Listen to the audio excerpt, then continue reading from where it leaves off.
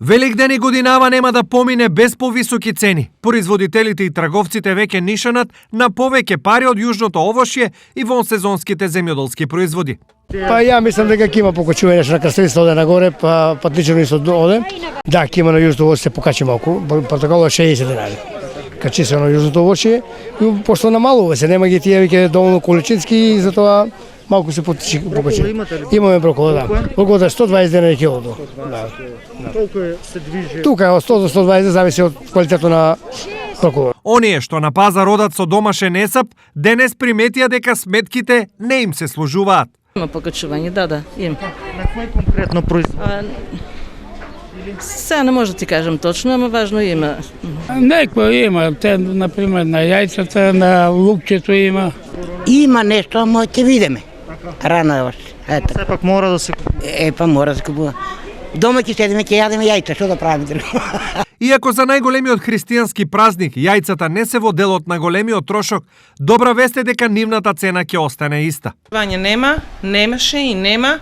Имаме 120, 150 М, Л 160 и 190 најголемата класа. Така да добро е спрема тоа како што има сега вирусот како што е, како што имаме исто и ова изолацијата. Добро е луѓето пазимете и за јадење и за Великден.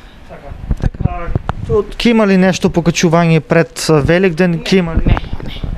Не, тоа е немаш. Никогаш не е ни имал. Секогаш се овие цени веќе 5-6 години у нас. Истото се однесува и за јагнешкото месо, кое секоја куќа го посакува, па макар и со символично присуство.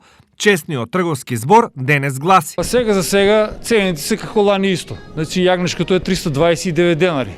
10 денара горе-доле беше, мислам, така некоја цената.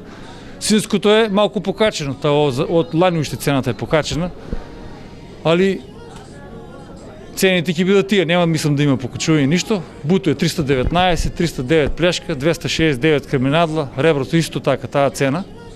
Од понеделник натака ќе има доволно и свинско и јагнешко се свежо. Нека поверат муштриите, празниците, да не се плашат. Се заедно, денешниот пазарен ден во Штип може да се каже дека помина релативно добро и за продавачите и за купувачите, со напомена дека предстои ударна недела во која можеби сепак ќе има ценовни изненадувања. За кого ќе бидат, ќе се види.